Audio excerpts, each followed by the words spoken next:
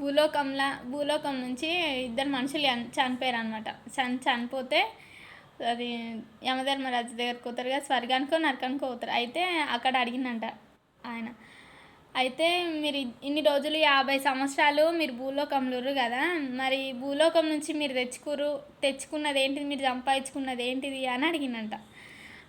అయితే అడిగితే ఫస్ట్ ఆయన ఏమన్నాడంట అంటే, రాజా నేను సంపాదించుకున్నది ఏంటిదంటే నా పిల్లలకి తగినంత ఆస్తి సంపాదించిన చాలదా, ఇంకా నేను వాళ్ళకి ఏది కావాలంటే అది ఇచ్చేసిన, వాళ్ళు సంతోషంగా ఉండడం అంటే నేను సంతోషంగా ఉన్నట్టే, అందుకనే నా జీవితం ఇంత రాసి పెట్టుంది, ఇప్పుడు మీ దగ్గరికి వచ్చేసిన అని అన్నాడంట.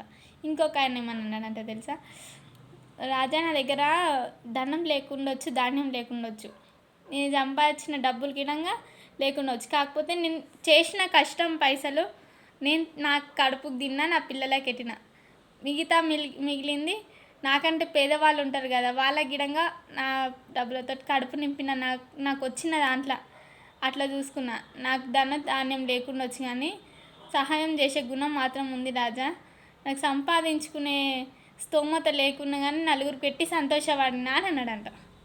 ఎట్లుంది, మనం సంపాదించుకోవాలి, డబ్బు అనేది ముఖ్యం, డబ్బు ఉంటేనే ఏదైనా, కానీ దానం చేసే గుణం కూడా ఉండాలి. నీకు 10 రూపాయలు వస్తే 2 రూపాయలు పెట్టు, అంతే కదా. ప్లీజ్ నేను చెప్పిన మాటలు అయితే మీకు అర్థమైతే ప్లీజ్ నా ఛానల్ అయితే సబ్స్క్రైబ్ చేసుకోండి ప్లీజ్.